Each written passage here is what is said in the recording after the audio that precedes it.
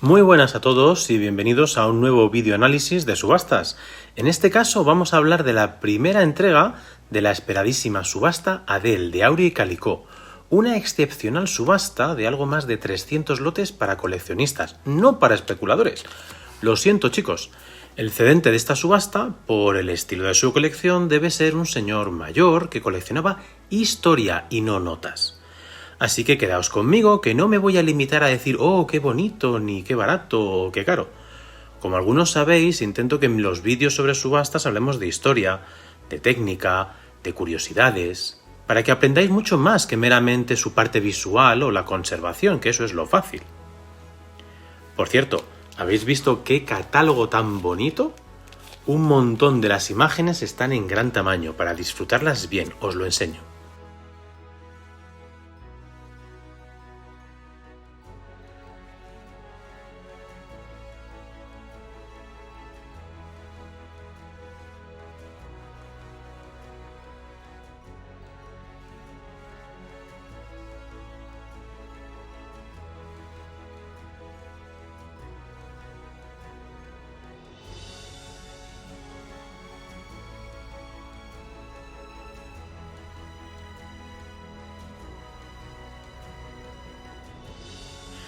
En esta colección destacan sobre todo tres apartados. Lo que ha venido en llamarse prenotafilia en algunos catálogos, en realidad vales reales y deuda pública, falsos de época y pruebas. Y que son, por casualidad, dos de mis tres temas favoritos, y justo los que no suelen gustar a los que se dedican a sacarse un sobresueldo secuestrando piezas. También hay billetes de bancos provinciales, sociedades de crédito, del Banco de España, emisiones de ultramar, Andorra, una locura. Y esta es la primera subasta que vendrá en el resto. Pero empecemos por el principio. El lote número 1 es una acción de la Real Compañía de Comercio de Barcelona. Dentro de estas compañías que operaron en el siglo XVIII, esta es la acción más común de todas, no siendo extremadamente difícil, aunque fácil no es. Eso sí, cuidado, porque se venden copias modernas. Se diferencian fácilmente en el pie de imprenta, aunque algunos los estropean a propósito para que no se vea la información relevante y hacerlos pasar por los originales. Y claro, tampoco tienen el sello en flor. Serían como restos de impresión. Estas reales compañías tienen su origen en privilegios reales que les otorgaban la capacidad de negociar en exclusiva con ciertos puertos del Imperio Español. Hay que recordar que no existía la libertad de comercio en esa época, y una vez superado el concepto de que todo el comercio con América pasaba por Sevilla, estas compañías actuaban como monopolios, en cierto sentido, desde otras ciudades. En concreto, la de Barcelona disfrutó del monopolio comercial con Puerto Rico, Santo Domingo y Margarita, y con restricciones en Guatemala, Honduras, Cumaná y La Habana. Llevaban principalmente vino, aguardiente y tela indiana o chintz, y traían de América algodón, índigo y tintes para fabricar ese mismo tejido, así como los clásicos cacao, tabaco y azúcar. No obstante, el tonelaje de esta compañía fue pequeño en comparación con otras. Esta compañía operó entre 1755 y 1785, cuando también cesa la actividad de la Real Compañía Guipuzcoana de Caracas y se conforma en su lugar, por iniciativa de Cabarrús, la Real Compañía de Filipinas, cuya acción veis en el lote 2 y cuyo objetivo comercial es mucho más amplio. Aureo nos trae en los siguientes lotes una increíble colección de vales reales. Lo he comentado muchas veces, pero insistiré en que esto no es papel moneda, sino deuda pública. Sí es cierto que tuvieron un cierto poder liberatorio, pero muy restringido en su ámbito y además originalmente de aceptación voluntaria. Luego, cuando no veían la manera de quitarlos de circulación, serían de curso forzoso. Y en ese sentido es correcto pensar en ellos como precedentes de los billetes bancarios, pero en realidad, y en su origen, son emisiones de deuda pública. Echadles un ojo porque son documentos preciosos. Eso sí, el lote 4 es una acción de un empréstito. Esto es puramente deuda pública, al igual que los lotes 10, 11 y 12, y por cierto, este último lo veo muy caro. Seguimos, el lote 13 de 4.000 reales de 1835 del Banco de San Fernando es el único de ese banco que los mortales pueden conseguir cuando está sin firmas. Con firmas como este, preparad la billetera. E incluso algo más pasa con el lote 14, que es excepcional aunque sea falso. Fijaos en un detalle, en las esquinas superiores se aprecian sellos secos. Sí, falsificaron hasta los sellos secos, aunque en realidad tenían 4 y no 2. La siguiente sección de lotes de la subasta está dedicada a bancos provinciales y sociedades de crédito. Para saber la historia de cada una de estas entidades, leed el volumen 1, tomo 1 de la Enciclopedia de la Notafilia y Escripofilia Española. Volviendo a los ejemplares en subasta, es abrumadora la cantidad de preciosidades que tenemos. Sencillamente espectacular. Posiblemente el más raro es el lote 26, justo el que no pertenece a un banco provincial o sociedad de crédito. Hacía muchísimo que no se veía en subasta. En realidad su origen es como recibo para retirar calderilla de cobre y tendrían curso en las 4 provincias catalanas. Estos billetes se amortizarían anualmente a razón de 2 millones de reales. Como podéis ver en el pie de imprenta, la producción se debe a T.F. Newell, que originalmente era un fabricante de papel. Además de este documento, también produjeron deuda pública para España en la década de 1850. Tenéis más detalles en el volumen 3, tomo 1 de la enciclopedia. Los lotes 44 y 45 también son rarísimos. Estos recibos de un empréstito derivados del pretendido gobierno federal causado por la revolución cantonal en Cartagena son tan raros como dudosos que tuvieran aceptación alguna. Poco se conoce de ellos, más allá de que no dejan de ser obligaciones al 6% emitidas para recaudar fondos. Existen valores de 2.000, 10.000 y 20.000 reales y el papel es de fabricación catalana, de Fontanet, que también proporcionó el papel para algunos documentos de Aramburu Hermanos. Otro apunte, el lote 48 de los ferrocarriles de Mallorca no es una muestra. Bradbury no usaba ese sello para identificar sus especímenes. Esto es un resto de imprenta, recortados o no los cupones y con un tampón más moderno. Entramos ahora en terreno de pruebas y falsos. Hablaremos primero de estos últimos. La cantidad de falsos de época del siglo XIX y de principios del siglo XX es apabullante. Hay prácticamente falsos de casi todas las emisiones desde 1871 hasta 1907. En general los precios son correctos, sin pretender venderlos a precio de clásico, sino como lo que son, monetario falso. Se me hace raro intentar destacar uno, pero si tuviera que elegir me quedaría con el lote 54. Es una época donde hay muchísimas falsificaciones por los diseños facilones que produce el Banco de España. Tal es la situación que las quejas de la gente llegaron al Congreso y provocaron que el grabador jefe del banco escribiera una carta en enero de 1872 en el periódico La Época, justificándose y afirmando que siendo tan imperfectas las falsificaciones, ni siquiera se podía aplicar el delito de falsificación. En fin, el orgullo es un pecado común en cualquier época. La emisión de 31 de diciembre de 1871 fue seguramente la respuesta del grabador ante las quejas, pues en 1872 se puso en circulación la emisión de 1 de diciembre de 1871, y esta con Colón, Hernán Cortés y el Gran Capitán no vería la luz hasta enero de 1873, y consiguió aguantar en manos del público hasta que a mediados de 1874 el banco fue sacando otras emisiones. Sobre el lote 98 de 500 pesetas de enero de 1907, os recuerdo el vídeo que saqué acerca de cómo distinguirlos. Es un falso que cumple claramente con todos los criterios que os expliqué: la ceja, la mano, las numeraciones, las franjas del escudo, la suciedad en algunas líneas, etc. Unos lotes muy curiosos son los 71, 72, 73 y 74, y que me alegro que Áureo haya mantenido cerca. El 73 es el billete auténtico, el 74 el falso, y los 71 y 72 son ejemplos de la reutilización de la misma viñeta en otros países, algo que enfureció al Banco de España, pues llegó a comprar incluso el cuadro original con la inocente idea de que nadie lo copiara, sin pensar que el American ya tenía las planchas disponibles para cualquier otro cliente. Bueno, si seguís mirando por el siglo XX, encontraréis también un montonazo de falsos más comunes, pero no por ello menos interesantes y coleccionables. Sobre las pruebas aplica lo mismo que he comentado de los falsos. Apabullante la cantidad que hay, viñetas, anversos y reversos, juntos o separados. Las de 1871 son rarísimas de ver, y una oportunidad a ese precio de salida.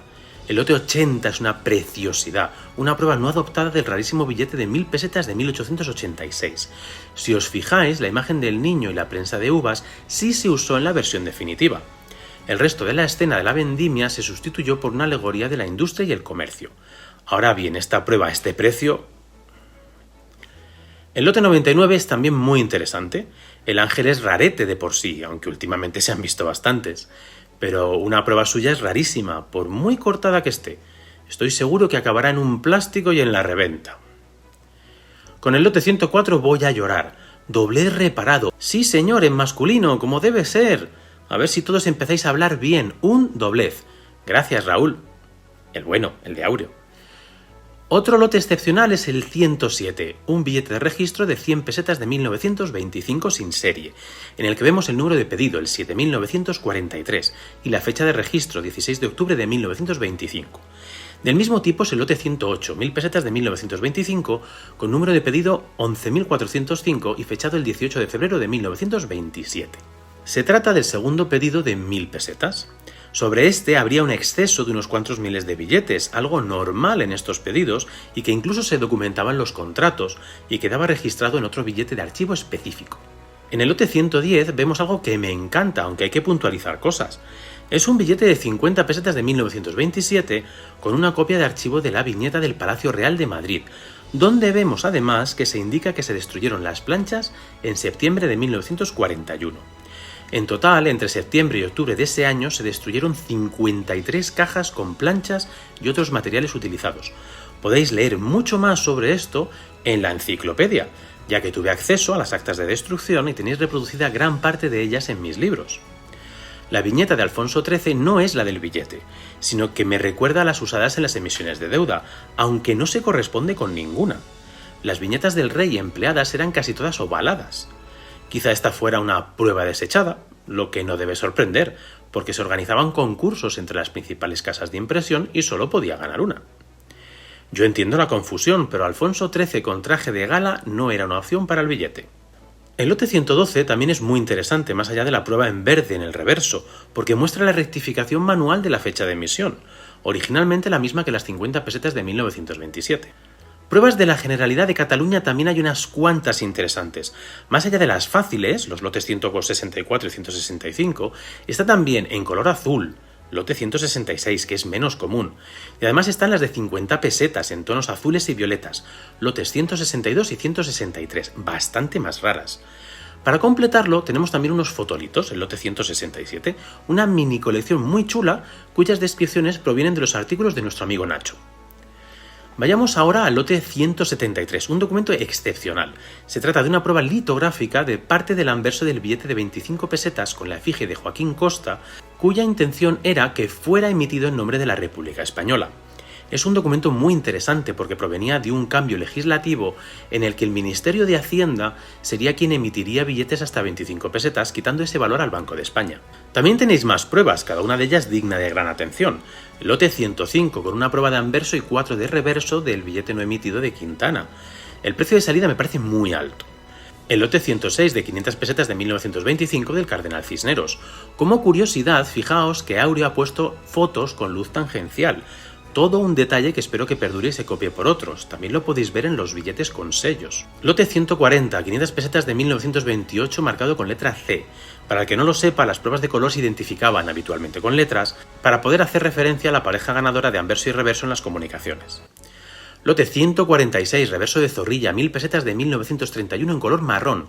Tiene una serie de anotaciones. Una de ellas indica que falta diseño en la orla hacia la flor situada al final de pesetas en la parte inferior. Otras anotaciones parecen firmas, suponemos que de aceptación, y una fecha, 12 de febrero de 1932. El pedido de Zorrilla está fechado el 1 de diciembre de 1931, de lo que se deducen dos cosas. Una, que la República no tenía ni la más remota prisa en crear billetario con ese imaginario republicano que estaban tan interesados. Y dos, que apenas 2 meses de trabajo después, la Bradbury ya había logrado desarrollar este increíble reverso, cargado de detalles y de matices. Lote 177, reverso de Fortuny, 5.000 pesetas de 1938, también con anotaciones manuscritas. En este ejemplar podemos llegar a apreciar el nivel de detallismo con el que cuidaban el producto, pues muchas de estas marcas son defectos ínfimos en la impresión, como mínimas áreas donde el diseño guilloche es demasiado leve, arriba a la izquierda, imperfecciones en la cartela con el nombre del banco, arriba, o errores en el grabado apareciendo una línea oscura donde no debía, bajo el 5000 abajo a la derecha, meramente por citar algunos. También encontramos las mismas firmas que en el Zorrilla y una fecha cortada, 5 de agosto... Gracias a la información recopilada en la enciclopedia, entendemos que es de 1938, ya que el pedido está fechado el 11 de junio de ese año. De nuevo, un par de meses para crear una maravilla. Mención aparte tiene el lote 90, un conjunto de bocetos para una serie completa de billetes. inspirados en las emisiones de finales del siglo XIX, fueron diseñados por Arturo Melida en 1902 y están dedicados al comercio, la industria, la ciencia, la agricultura y las artes. La influencia del diseño del Cabarrús y de los Quevedo es evidente, incluida la propuesta de números de serie. Por poner en contexto a Melida, indiquemos que como escultor fue el autor de la tumba de Cristóbal Colón en la Catedral de Sevilla y del monumento a Colón de Madrid, y como pintor de la Biblioteca del Palacio de las Cortes en Madrid y de la fachada de la Casa de la Panadería en la Plaza Mayor también en Madrid. Un don nadie, como veis. Así que este lote es un caramelito cargado de arte e historia. Saliendo del mundo de pruebas y falsos, también vais a encontrar un montón de billetes con sellos secos, más de 2 docenas de lotes. El más interesante pienso que es el lote 130. No suelen tener mucho público estos billetes porque al ser históricos no alcanzan altas graduaciones con las que pagarse las vacaciones de verano.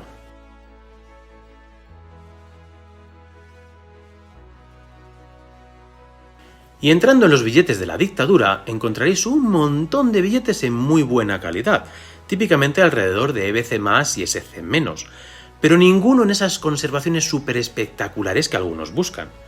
Claro, esto no impide encontrar piezas increíbles de 500 y 1000 pesetas de 1936, 1938 y 1940, por poner varios ejemplos, o billetes sin serie en alta calidad de 100 pesetas de 1953, 500 pesetas de 1954 y 1000 pesetas de 1957, por citar 3 modelos muy cotizados.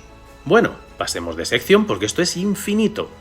Entre los billetes de ultramar destacan sin duda los billetes de Santo Domingo de 1862.